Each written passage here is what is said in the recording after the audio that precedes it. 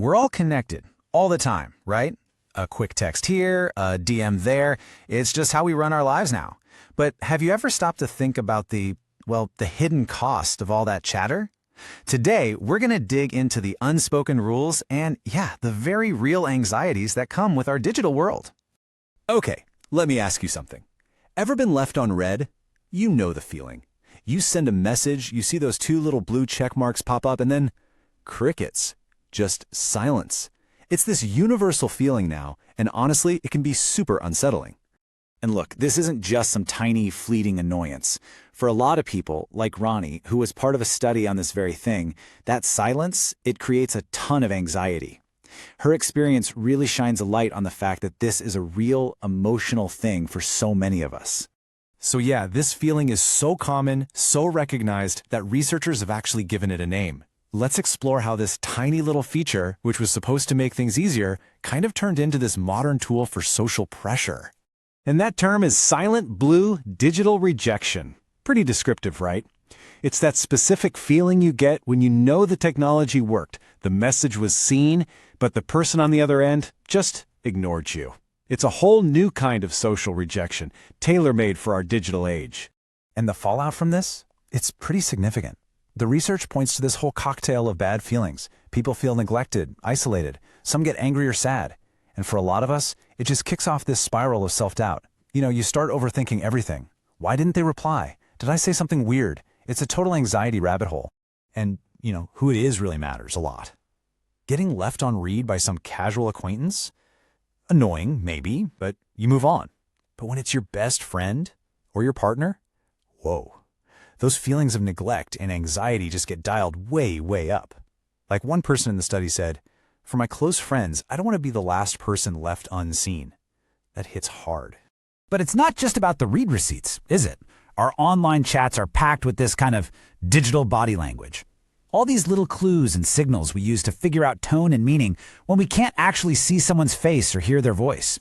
One guy in the study, Abhishek, he nailed it. He just said, "No emojis, no emotions." And it's so true, isn't it? A text without an emoji can just feel so cold or formal, or like the person just doesn't care. Those tiny little pictures, they're doing some serious heavy lifting. So what are these emojis actually doing for us? Well, research shows they have a few key jobs. First, they're like a texting aid, just making plain text less stressful and more interesting. Second, they help us express complicated feelings that are, frankly, tough to type out. And third, and we've all done this, they act as emotive endings. That single thumbs up or smiley face that basically says, "Okay, we're done here." Of course, the ultimate digital silent treatment is just getting blocked. And let's be clear, there are plenty of good reasons to block someone, for your own safety, to get rid of toxic people, or just to help yourself move on. But let's flip the script. For the person on the receiving end of that block, it feels totally different. It can feel like a public humiliation, this social pain that is absolutely real. And there's a name for this too. Cyber ostracism. It's the act of being deliberately ignored or shut out online. And this isn't just, "Oh, my feelings are hurt." Studies have linked this directly to serious psychological distress. We're talking loneliness, anxiety. So that feeling of being cut off, it is not just in your head. It has a real, measurable impact. Okay, so we've been talking a lot about our personal lives, but this whole thing, this pressure for instant replies, for being constantly available, it's not just happening with our friends. It is totally leaked into our work lives, and it's creating this culture of massive burnout. Welcome, my friends, to the always-on work culture. It's this unspoken rule, right? The idea that just because someone can reach you at 10 p.m. on a Tuesday, you should be there to answer.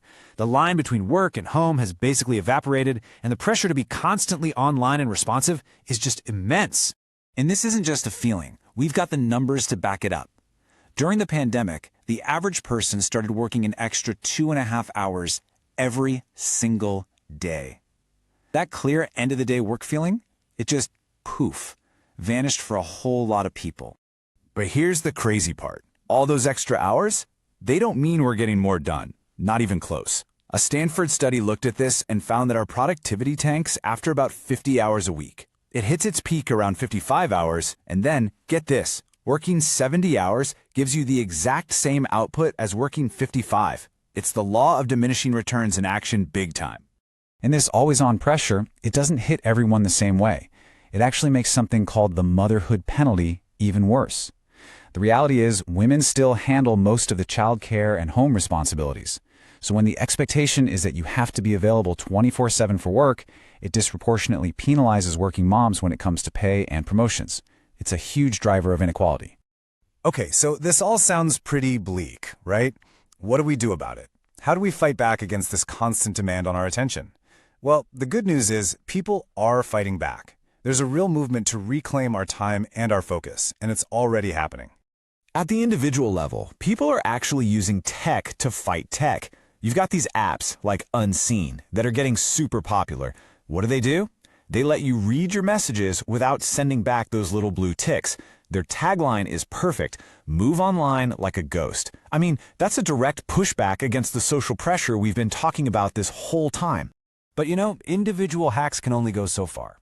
The real solution has to be bigger. It has to be cultural, and companies can lead the way. First, they can actually define what urgent means, so that not every single email feels like a 5-alarm fire. Second, they can be super clear about response times, making it official that, hey, replying within 24 hours is totally fine.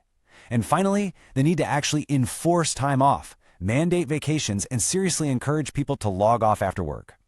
And this is getting so serious that it's going beyond company policy. It's becoming law. In several countries, we're talking places like France, Spain, and Italy, governments have actually created a legal right to disconnect. It protects employees from that expectation of being on call 24/7 once their workday is officially over.